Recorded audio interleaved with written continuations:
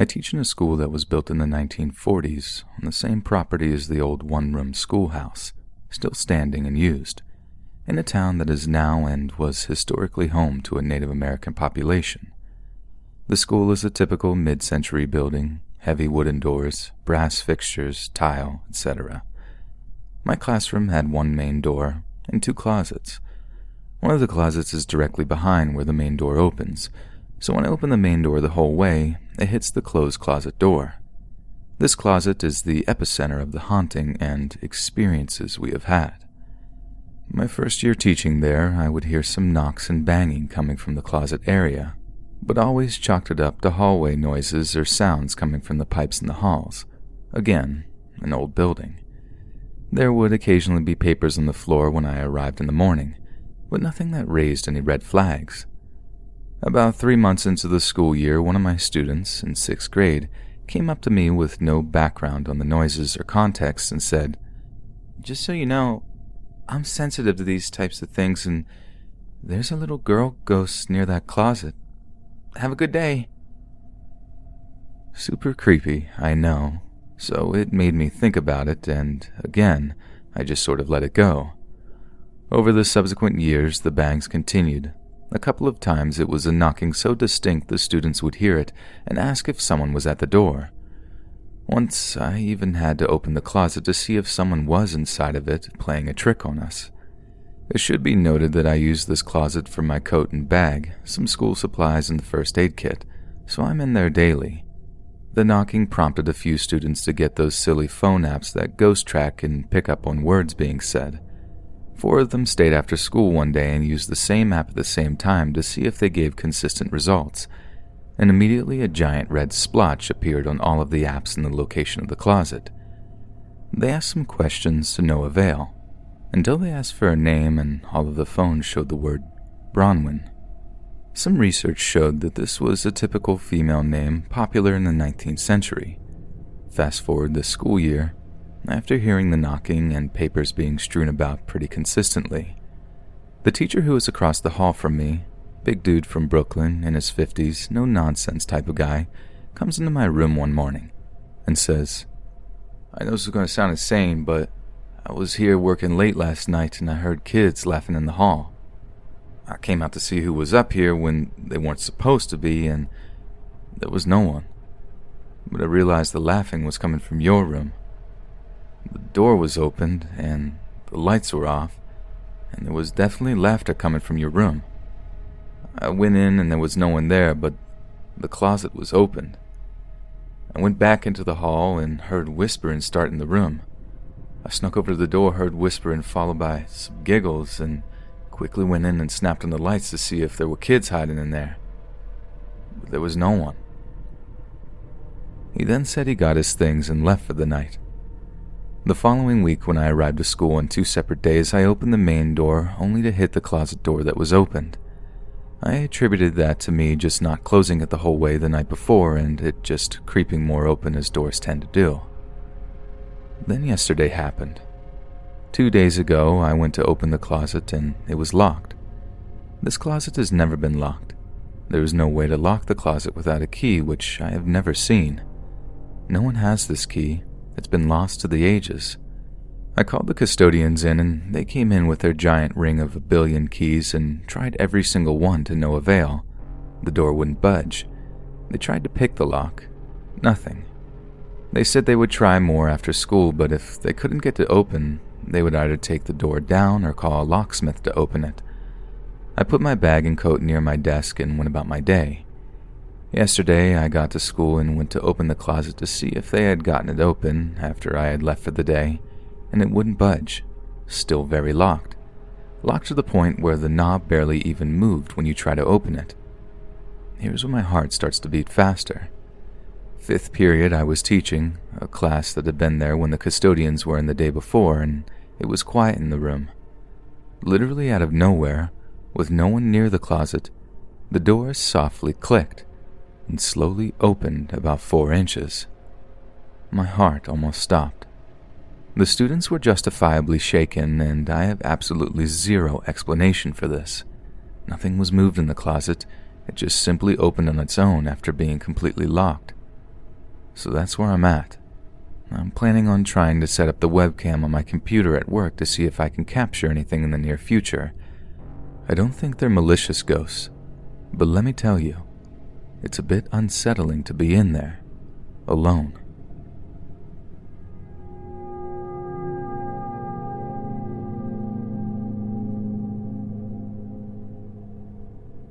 In 2005, I was 16 and my brother was 14.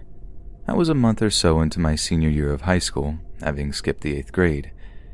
He was a freshman who had been going through an emotional rough patch and was growing very close to his first girlfriend and her family. We later learned that part of the rough patch was that he was beginning to realize he was more attracted to boys than said first girlfriend. I'm happy to report before we get through this story that he is now coming up on 28, married to a man he adores and a successful EMT. As troubled as he was at the time, and that might have something to do with this, his story does have a happy ending. My brother often went to his girlfriend's house after school. Today, her mom had picked him and an assortment of friends up and driven them out to the local mall, which was in another town about half an hour away. It was about 5:30 p.m. in California, late August, still bright outside. My mom had called me ahead of time to ask what I wanted from a local chain restaurant that did takeout and to double-check that my brother wasn't home and set the table for two. About 15 minutes into dinner, we heard something that sounded like someone walking on the roof. We lived in a split-level home, so the lower level, where the dining room was easily accessible if someone wanted to climb it. My mom and I stopped eating and listened. Then came the sounds of multiple small somethings hitting the roof like hailstones. The sound seemed to sweep over the whole lower level of the house, and the stomping grew louder. My mom threw down her fork and shouted for me to get into my room, the least accessible from outside the house due to the split-level design. My room sat over the garage with no ledges or anything that someone could use to climb. As I ran through the living room, I looked at the living room window. There were rocks falling on the lawn. My mom grabbed her cell phone and followed me into my room, where we shut the door and barricaded it. My mom called 911. She didn't know what else to do. Whatever was on the roof managed to climb up onto the roof of the second story, which would have been difficult without a ladder, but not necessarily impossible. We could hear someone stomping around above us as my mom frantically whispered to the dispatcher. Down the hall, something shattered. We went silent as the sound of footsteps came pacing deliberately down the hall, growing closer to my room. I leaned on the barricade as silently as I could. I was in tears now, and I think my mom was trying hard not to be. Whatever was on the other side of the door slowly scratched it, then turned around and could be heard going back down the hall. "They're inside the house," my mom told the dispatcher. The dispatcher gave my mom a code word that the police would use to identify themselves so she would open the door. I don't remember what it was, only that the house was silent after the person on the other side of the door had walked away. About 15 minutes passed with us just waiting in the room in dread. I suggested it was a prank by my brother and his friends. My mom agreed that was the best case scenario. Eventually, we heard the sound on our front door being forced open and a fresh set of heavy footsteps, which turned out to be the local police. They came upstairs, gave the code word, and quickly escorted us onto our front lawn so they could check the house. When we got there, the lawn was full of rocks. Not piled, not even so full that the grass was hidden. But there were rocks nonetheless, the lightweight, gravelly kind some people use in landscaping. According to the police, the roof of the lower level was similarly covered. When we were cleared to go back inside, one of the officers called my mom up to the bathroom, and I followed. The bathroom window was broken from the outside, but the mesh screen behind it was intact. An area about the size of my fist had seemingly been punched into, with the shards landing in the tub below. The plumbing in that tub was damaged, so we had all been using the shower in my mom's bathroom for a while, and the floor of the unused tub was dusty. This made it very clear that there were 2 bare footprints in the dust. Nothing could have come through that window. Nothing should have been able to break in from the outside, even without damaging the screen. We still wanted it to be a prank by my brother, but that was seeming less and less likely. The police called my brother's cell phone. He, it turned out, was still at the mall. Our food was untouched. My mom thankfully had a spare deadbolt to remount on the front door. We returned to our dinner, too shaken up to talk, and waited for my brother to get home. Nothing like this ever happened again, unless you count the sticky child-size handprint that showed up on my bedroom window a couple of years later. My best friend now, as an adult, thinks it was some kind of poltergeist incident, citing the fact that as I entered my own rough patch, unrelated to my brother's, I was run-of-the-mill depressed and anxious and aimless feeling after I had to abandon my initial college plans by being too squeamish to participate in human cadaver dissections in my first anatomy class. I could tell touch-activated lamps to turn off and on my own. Personally, I think my voice just vibrated enough, but at the time this happened, I was content. My brother was the one going through a hard time, and his was bad enough that in about 9 months' time, he would try to end himself by jumping off the roof. I wasn't home when this happened, but according to my mom, he had jumped from the upper level over my room. She didn't know how he had gotten up there. Thankfully, he had only succeeded in snapping his ankle, which ended up requiring surgery to heal properly. He spent a few months in a youth home where my mother would drive out and visit him. Ultimately, by this time, he came out. A year and a half or so later, he was well on his way to wellness again, and has grown up to be a successful, happy adult.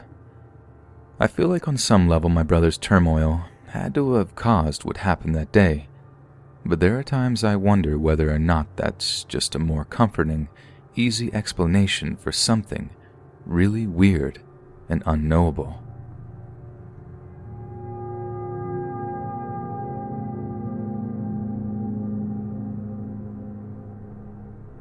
It was August 26, 2018, and I suddenly woke up with a strange feeling that something bad happened. I looked down at my phone to see the time, 1:36 a.m., went into my news app to see a shooting in Jacksonville. I see it's at Jacksonville Landing, which is close to where my friend had just moved. I immediately call him, but he doesn't answer. I text him saying, "I saw the news about the shooting at Jacksonville Landing, wanted to make sure you're okay." I felt at peace afterwards and fell back asleep. He calls around 10 a.m. to ask where I got my news about the shooting because he couldn't find any news online about it. He had to meet up with some friends from his new IT job to watch these gamers at the landing, but I was adamant that there was no gaming tournament because the shooting happened during it. I freaked him out enough for him and his friends to find something else to do. Almost exactly 12 hours after I sent him that text, at 1:30 p.m. on August 26th, David Katz walked into the same gaming tournament and shot 12 people, killing 2 before shooting himself. The news articles posted looked identical to the ones I read early that morning. I looked back at my phone's text to find my text that I sent him at 1 a.m. missing. Needless to say, we were both a little freaked out.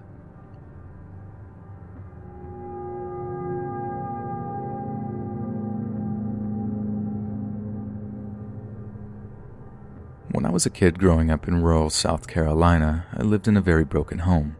My grandfather raised me until I was old enough to start school, and then I went to live with my parents and brother who was a year older. My dad was a truck driver and my mom worked at the local truck stop. My parents were very abusive to each other, and to my brother and I, my mom was extra mean towards me. Anyways, there was this man that stayed around the house that in the past year I've learned is the entity described as the Hat Man. The Hat Man would make itself seen during all hours of the day and night, both in the home and around the property. Everyone who spent any time around the home had seen it. One night when my mother and her coworker friend got off of work, they decided to grab some food and hang out at the house, middle of the night. Mom's friend had her boyfriend tag along with them. The boyfriend saw the entity in the house, and it scared him so bad he ran out and refused to enter the house again. At one point, my parents had a preacher come pray over the property. Even though they weren't religious people, nothing changed. The strange thing is that I was never afraid of the entity. I actually found comfort in knowing it was around and would get slightly excited when I would see it. My home life was really bad at the time. My parents beat each other routinely, and when they got along, they would be violent to my brother and I. Looking back, I wonder if things being so terrible was the reason I wasn't afraid. because it couldn't be much worse than my reality. We continued to see this entity until a few things happened, and they happened quickly, so I'm not sure what the break was. We moved into another home across town. About the time we got moved in, my father got a DUI, resulting in him losing his truck driver's license and needing to change his life in a hurry to keep from losing everything. Right after he got his DUI, within 2 weeks, he and my mother went to church and, thankfully, changed their lives forever. They never went back to that old lifestyle, and Dad eventually became a preacher years later. I never saw that entity again after the move.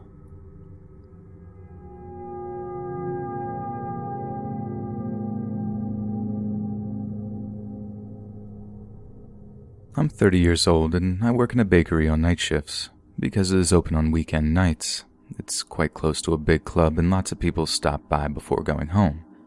I'm a girl, so my boss tries to never let me alone at night, but last Friday his wife called him for an emergency and I found myself on my own around 3 a.m. It was very quiet. I guess that the club was closed, so very few people walked in so far, and I was in the back of the shop working on a cake we would be delivering in the morning when I heard the doorbell ring. I quickly went to the shop, but nobody was there. The door doesn't close properly if you don't push it hard, and it looks slightly moved, like someone just entered. But even looking out through the big glass on the street, nobody was in sight. There's a parking lot and a bar closed at night in front of the shop, but not even a car was there. I started feeling a bit uneasy, but I thought maybe someone was pranking me, trying to scare me. I went back to working on the cake, and after half an hour or so, I heard the doorbell ring again. This time I looked on the videos of the shop's cameras, and nobody was there. So I run to the back door, trying to reach the parking lot from the right side to see if someone was hiding there trying to prank me. No one. I walked the whole parking lot. I looked at the bar, behind the shop, everywhere. Nothing. I decided to have a smoke just to calm my nerves, and I suddenly noticed the silence. No dogs barking, no cars passing by the street in front of the shop, no sounds at all. Everything was just too quiet. There was a light mist in the air, and it was quite dark because just one of the street's lights was working. At this point, I was kind of freaking out. I felt like I was in a totally detached reality or a different dimension, with someone watching me. I'm not really sure how to explain it. I forgot about the cigarette and I went back inside. I closed all the doors of the shop. I didn't care what my boss would think. I was too scared and tried to finish that cake. Nothing more happened, but at 6 a.m., my boss came back and I explained to him why I kept the shop closed. He told me that something similar happened to a girl that did the night shift before I worked there and that this is the reason why she didn't work there anymore. I totally understand her. I always loved working at night, but I felt uneasy thinking to stay alone there again. Last Saturday and yesterday everything was normal, but I wasn't alone, and I hope to never be again.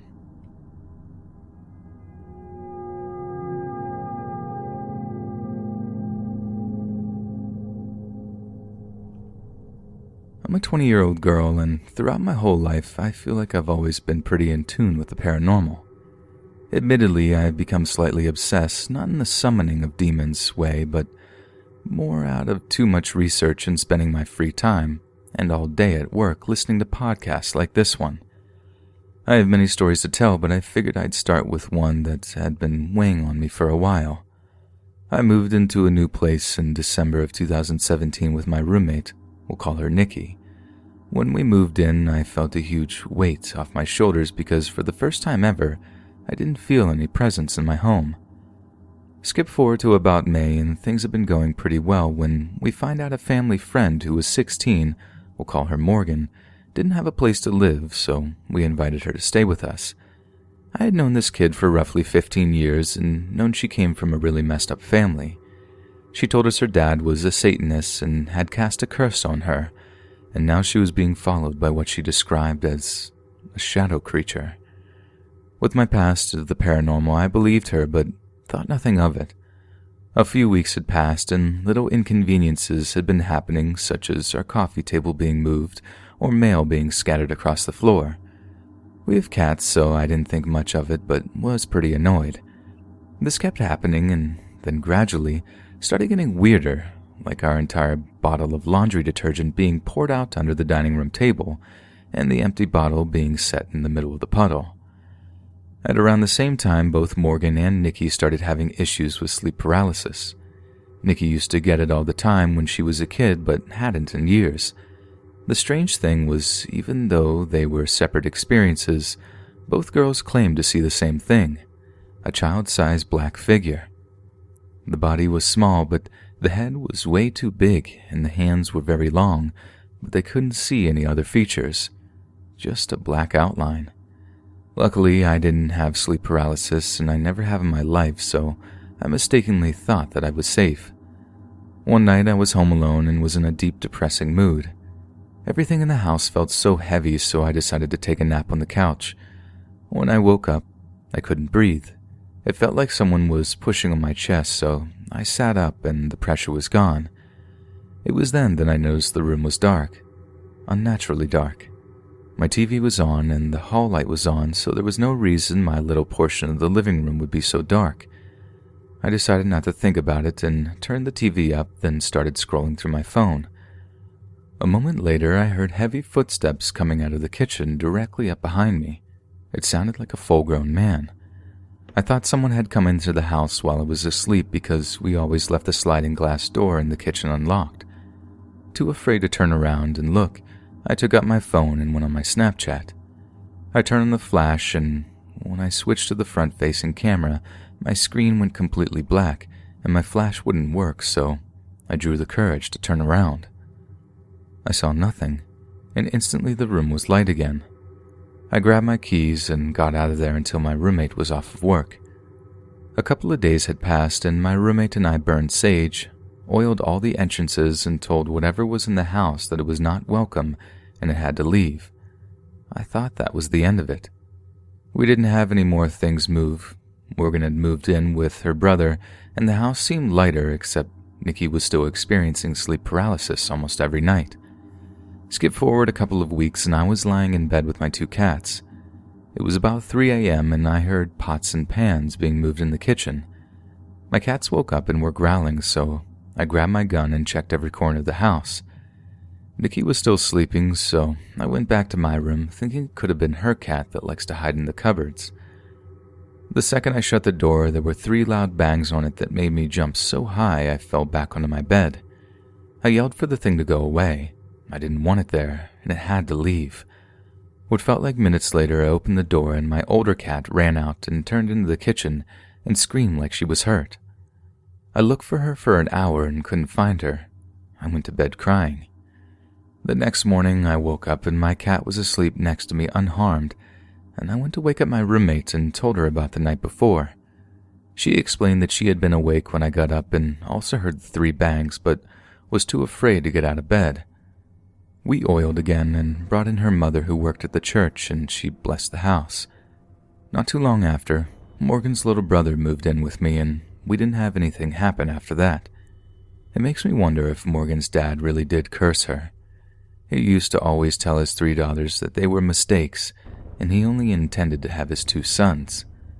That would explain why after she moved in with the older brother, it didn't bother her anymore, and why when the younger brother came to stay with me, the problem went away. All I know is that whatever it was so negative. My depression had never been worse, and we were always arguing in the house. I'm just glad it's over.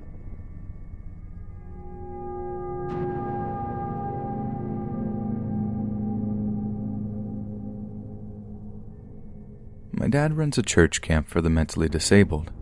When I was 4, he brought me along and I had a great time, but for a different reason. I love catching and collecting all the different insects there. I always release them on the last day of camp. Ever since then, I've been going with him to help out and look for bugs. In 2011, we stayed in a cabin since the year before we stayed in a tent and mosquitoes almost ate us alive. The cabin had a hallway with 4 rooms, 2 on each side, so my dad and I used the first 2. On the second day of camp, I was alone in the cabin while my dad went off to set up stuff. I decided to play with my Lego Indiana Jones minifigures while I kept the insects I collected near me. Around 10 minutes pass, and I begin to hear shaking and scratching noise coming from somewhere in the cabin. I chalked it up to being my bugs scratching the little habitat windows I put them in. But when I checked on them a bit later, they were completely silent. I still heard that noise, so I went to inspect the cabin. While going through the hallway, I checked every door. When I got to the third door, I found what that noise was. The third doorknob was shaking by itself. Being around 7, I immediately ran out and found a counselor nearby. The counselor, thinking it was an animal, opened the door, which wasn't shaking anymore, and started to try and scare it out. Of course, there wasn't anything, and before leaving he said, "Must have been the wind." Years pass, and I'm at McDonald's with some of the staff. I told them the short version of my story, and they said they've all had paranormal experiences at the camp. One of them even said that one day she was alone in the manor there and heard footsteps, but when she went to check and see who was there, no one was to be seen.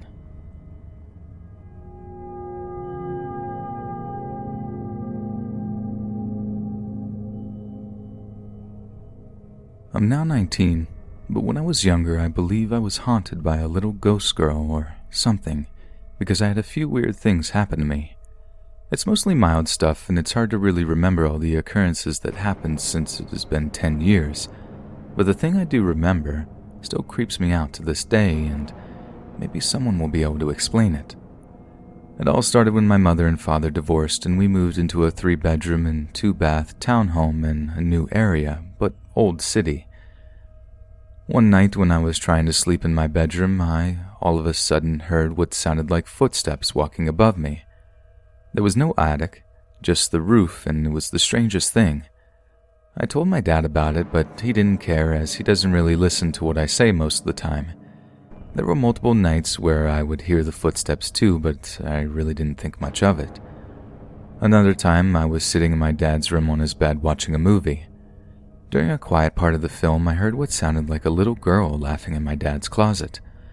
I remember panicking almost and thinking if I just heard it in my head or that it didn't really happen, but I couldn't explain it. The movie didn't have any young actresses or actors in it, as the show was ironically ghost hunters, and it was during the ghost hunting time.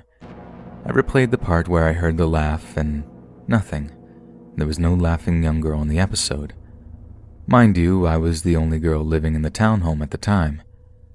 Maybe a couple of months later, I was sitting in my dad's computer chair playing Bratz or something on his desktop. It was something I always would do if I wasn't playing outside with the neighborhood girls. I was really digging the game I was playing when I felt this cold rush of air on my neck and a loud gasping noise. I freaked out and ran downstairs to my dad, almost in tears. When my dad let this woman and her 2 daughters move into the townhome, I moved my bed into the master's closet while the 2 girls stayed in the master bedroom, which used to be my dad's room. I was really shy and had issues with privacy when I was 10, mostly because I grew up with my dad instead of my mother.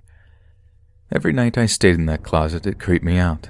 I almost felt like I was being watched, and sometimes I would even jokingly talk to the ghost girl when I was trying to make myself comfortable in there.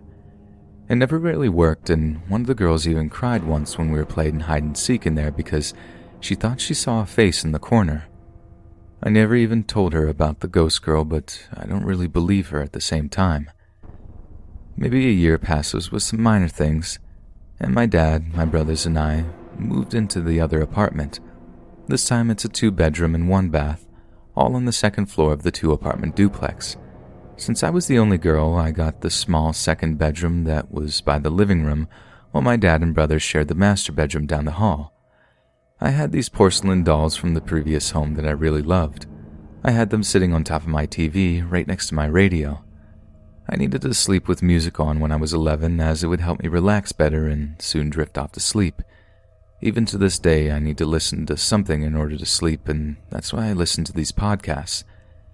But anyway, every night my routine was to turn my radio on, say goodnight to the dolls, and then shut my light off. One night, I turned the radio on and jumped into my bed. My light switch was a pull string, so I tied a long string on the end so I could turn my light off from my bed. I was just about to pull the string when my radio just stops playing music. The button was still pushed in, meaning it was on, and this was a station that never had any issues with frequencies before. I looked over to the dolls next to it and awkwardly said goodnight to them. Immediately after, the radio turned back on. A little freaked out and paranoid, I just tried to sleep. Cue another year of more hearing things and feeling watched, we moved into another place. This time it was a house. 2 bedrooms upstairs, mine and my dad's elderly friend. The bathroom right next to our rooms. I was getting ready for school one morning, which was maybe around 5:30 a.m. It was my normal morning shindig, and I was just about to get dressed when, out of nowhere, I heard this girl's voice say, "Hello," to me in a loud and very clear tone. This time, I know I didn't imagine it, and I ran so fast to the bathroom that I just froze and sat in there for a while. Before the voice, I do remember feeling like I was being watched, and even after I went back to my room, it just constantly felt like someone was staring at me. I always was so scared to be alone, always feeling like someone was there. And maybe I did just imagine all of these, but it's just too weird not to think about sometimes. Nothing new has happened ever since that morning, other than the casual not liking to be alone, seeing some other minor shadows here and there, and even having the most vivid dreams about some ghosts in my room. There was a time where I had a friend sleeping over and we were taking photos before going to sleep. She thought she saw a shadow leaning over the edge of my bed near our feet. She didn't tell me until the next morning, so I didn't really know at the moment it happened.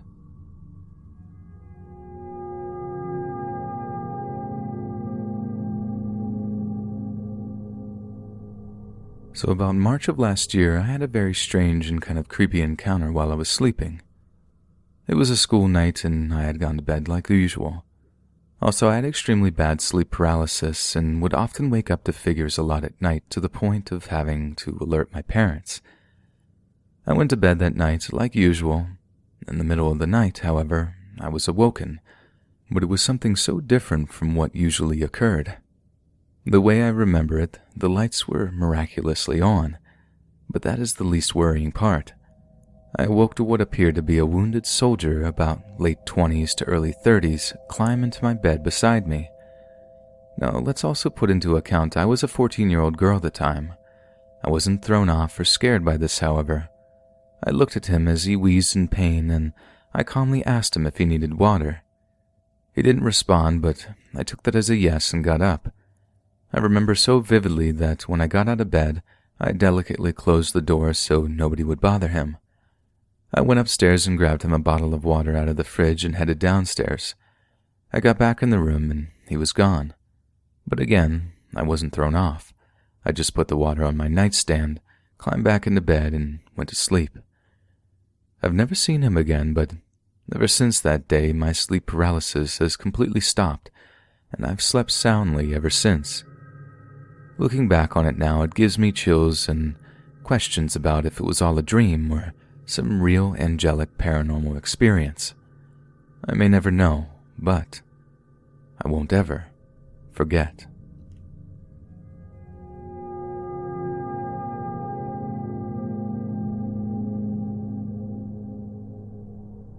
I would consider this post more substantial than my last two, but let me start by saying that I've always been interested in things that can't be explained by science or logic, whether it's ghost, poltergeist, aliens, or whatever.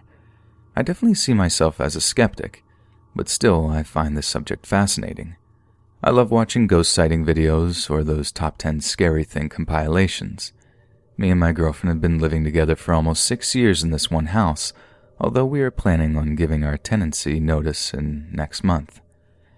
As a couple, we've experienced a lot of ups and downs while living there, loss of family members, my granddad being the most recent, last September, bouts of depression and anxiety from both of us, and lethargy mainly from myself during the last 3 years. We are usually happy, bubbly people, but for a long time now we've both been fed up and generally a bit down in the dumps, and for a long time we've been so desperate to get out of this house because it just seems to be draining us, whether that's because of a sort of cabin fever, being a small house, or something else, we don't know. That's a bit of background on us, and now for the parts you're here for. About 6 months ago, we were watching YouTube in bed. My girlfriend falls asleep first. She can literally fall asleep mid-conversation, which I find strange, but hey. I got up to use the bathroom, then got into bed and fell asleep. I woke up suddenly at an unknown time, freezing cold with my girlfriend having claimed the covers.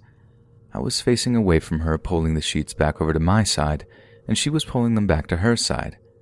At first it was like subconsciously half asleep sort of thing, but then she dragged the covers so hard that it knocked my fist into my own nose, making my eyes water. At the same time, I heard a deep voice say, "Get off," really quickly. That was not my girlfriend's voice, so I immediately flipped over to see what her problem was. Nobody was there, not even my girlfriend. My heart nearly exploded and my stomach dropped. I was frozen in fear for what felt like hours. I knew this was real. I was awake and fully aware of what was going on. My girlfriend came into the room a minute or two later with a coffee, and then started to do her makeup routine for work, so this must have been around 5 to 6 a.m., and I just lay there and somehow managed to fall back asleep. The next day, I felt fine, almost like it never happened, but my nose was killing me, so I know it did. I found the contrast of feeling intense fear a few hours earlier and then extreme calm upon waking quite strange, considering what had happened. Nothing was mentioned to my girlfriend. A few strange things have happened between then and this incident, but I'll just tell you this for now, as it's one that I really can't shake. 3 days ago, I was sleeping and was again woken up, but this time, my girlfriend's face was less than an inch away from mine, and she looked angry. In fact, she looked demented, wide-eyed, shaking, and almost snarling.